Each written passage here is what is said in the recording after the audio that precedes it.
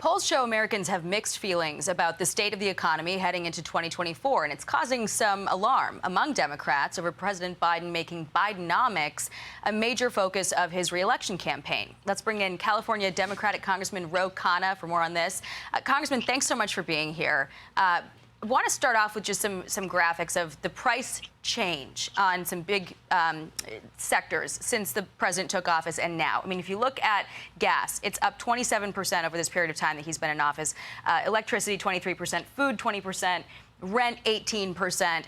And if you go over to borrowing rates, the 30-year fixed-rate mortgage is 140%, car loans nearly 60%, the list goes on.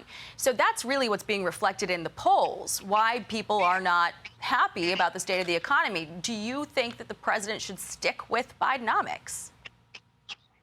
Well, I think we have to acknowledge that rents are high, interest rates are high, food and gas prices are high, but wages also have gone up. And this president has ushered in a manufacturing revolution to bring back jobs. I was encouraged today that Secretary Raimondo said, no, we're not going to allow this Nippon steel company to buy U.S. steel. We're going to look into it. That's a big issue. I think the administration needs to reject that deal and emphasize bringing manufacturing home.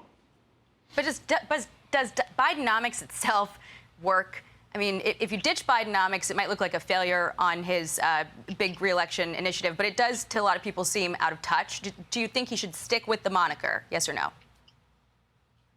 Well, yeah, Bidenomics is about bringing manufacturing back. I think most people would agree about that. Bidenomics is about increasing wages for the working class. That doesn't mean you say everything is rosy. Obviously, you acknowledge interest rates are high, caused by the Fed. Obviously, you acknowledge that prices are high.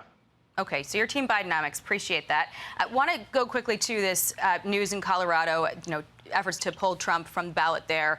And Republicans are saying that this could maybe tee up a problem for President Biden. Listen to this.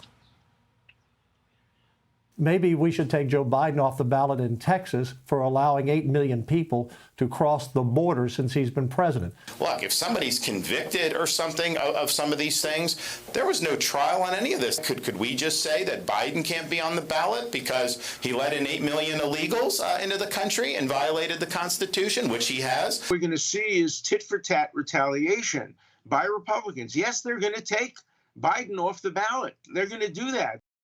So do you support this ruling, and do you think it poses a problem for President Biden in 2024?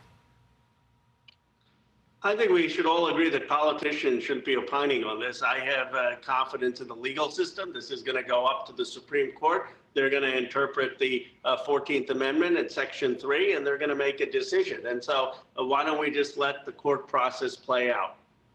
In terms of what it might mean for President Biden, though, what would you make of efforts from Texas, for instance, to say that he also violated the Constitution by leaving the border wide open?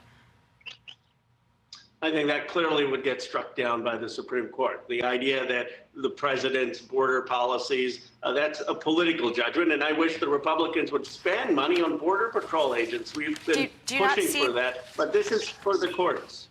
Do you not see, though, the Trump issue as a political judgment, given that there has not been a finding in a court of insurrection? I believe that the Supreme Court will determine that. I mean, the Supreme Court is going to be making the determination on Section 3 of the 14th Amendment and whether the evidence was there. And I really think whether it's a Republican or Democratic politician, that's not for us to decide on the constitutional eligibility of someone running for office. That's for the Supreme Court.